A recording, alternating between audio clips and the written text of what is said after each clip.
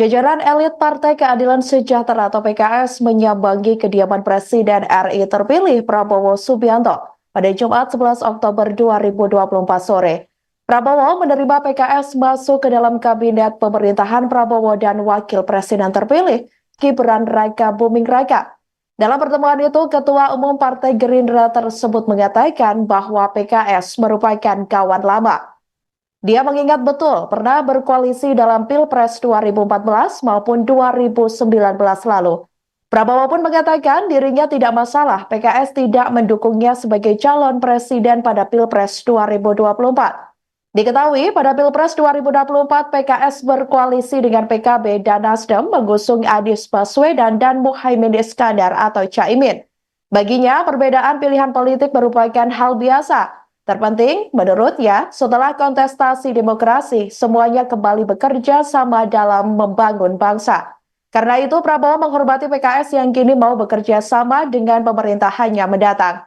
Lagi pula, komunikasi dirinya dan PKS selama ini menurutnya baik-baik saja. Bismillahirrahmanirrahim.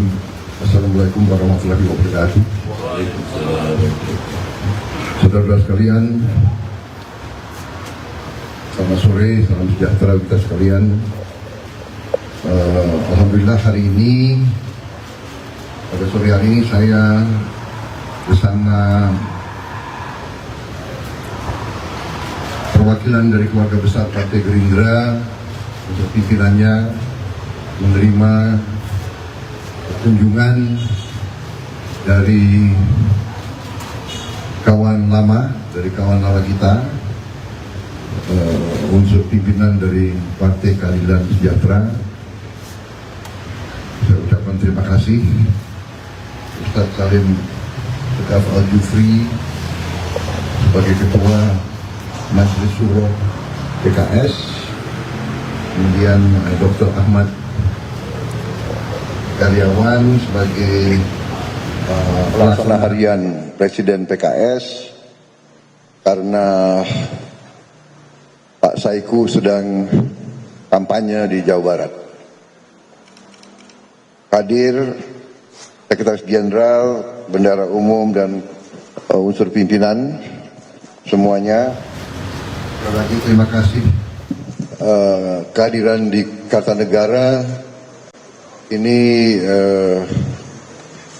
mengingatkan kita masa-masa dahulu. Kita juga mulai kerjasama politik kita, katakanlah persekutuan kita mulai dari Kartanegara ya sekian tahun yang lalu, gitu Pak ya. 2000 berapa? 14 ya? 14 ya. Jadi kita dulu bukan sekutu tapi segajah. Dan kemarin kita mereka ada pilihan berbeda, kita tidak masalah, mereka izin berbeda, kita juga tetap bersahabat. Itulah yang kita inginkan, politik di Indonesia, politik yang selalu menjunjung tinggi, saling menghormati. Begitu selesai pertandingan, kita kembali menjalin kerjasama. Kita sama-sama ingin yang terbaik untuk rakyat kita. Kita sadar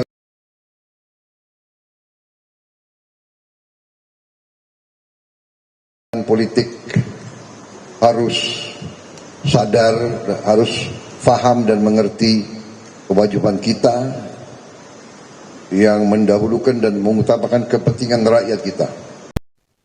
Ekspresi sumringah tampak dari raut wajah Presiden RI terpilih Prabowo Subianto saat menerima jajaran elit Partai Keadilan Sejahtera atau PKS di kediamannya yang berada di Kertanegara 4, Kebayoran, Jakarta pada Jumat 11 Oktober 2024 hari ini. Keputusan PKS diterima masuk ke dalam kabinet seusai pertemuan tertutup selama 1 jam. Bukan tanpa sebab PKS diterima masuk di dalam kabinet pemerintahan baru X dan Gen Kopassus tersebut.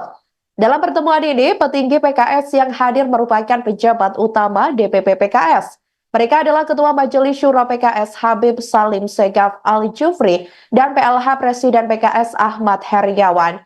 Selain itu, saudara, ada pula Sekjen PKS Habib Abu Bakar Al-Habsyi dan Ketua Fraksi PKS di DPR RI Jazuli Juwaini. Selesai pertemuan, mereka pun tersenyum lebar di hadapan awak media. Khususnya saat Prabowo memberikan pernyataan menerima PKS untuk bergabung membangun pemerintahannya mendatang. Ketua Majelis Syuro PKS Salim Segaf Al-Jufri mengatakan hubungan PKS bersama Prabowo sudah terjalin sejak lama. Pasalnya, mereka pernah mendukung 2 kali pencalonan Prabowo sebagai calon presiden. Dia mengungkapkan ada sejumlah alasan PKS mau mendukung pemerintahan Prabowo. Menurutnya, dukungan itu demi mewujudkan stabilitas politik nasional untuk menghadapi tantangan dalam dan luar negeri. Salim juga mengatakan PKS juga melihat situasi dunia yang memprihatinkan dan tidak menentu masalah ekonomi hingga keamanan dunia. Ia pun mencontohkan invasi Rusia kepada Ukraina hingga penjajahan Israel kepada Palestina. Dia pun meyakini Prabowo bisa menjaga Indonesia dari ancaman dalam dan luar negeri tersebut. Sebaliknya, Ketua Umum Partai Gerindra itu diyakini bisa menjaga kekayaan bangsa. Assalamualaikum warahmatullahi wabarakatuh. Salam sejahtera untuk kita semua. Selamat sore. Alhamdulillah sore hari ini kami rombongan dari Partai Keadilan Sejahtera, saya sebagai Ketua Majelis Syuro bersilaturahim kepada Bapak Presiden terpilih 2024-2029 Bapak Prabowo Subianto. Terima kasih atas penerimaan tersebut, penerimaan kami di tempat yang dihadiri rekan-rekan wartawan semuanya. Yang kedua, kami mengucapkan sekali lagi dan bahkan yang kedua, ucapan selamat atas terpilihnya Bapak sebagai Presiden Republik Indonesia 2024-2029. Teriring doa, mudah-mudahan Bapak selalu diberikan kesehatan, keafiatan, kekuatan untuk memimpin bangsa dan negara tercinta ini. Rekan-rekan wartawan yang saya hormati, tadi sudah dijelaskan hubungan PKS dengan Bapak Prabowo Subianto, Partai Gerindra, hubungan yang sangat panjang dan sangat dalam, bahkan terbangun satu hubungan batin yang sangat erat sekali. Tahu dilempar di Pantai Belawan, ramai berterbangan burung merpati. Jauh sudah kami berjalan, namun hubungan yang indah tersebut tetap di hati kami. Jadi hubungan batin ini tidak bisa dilupakan. Olehnya itu, kehadiran kami di sini ada beberapa hal yang kita bahas tadi.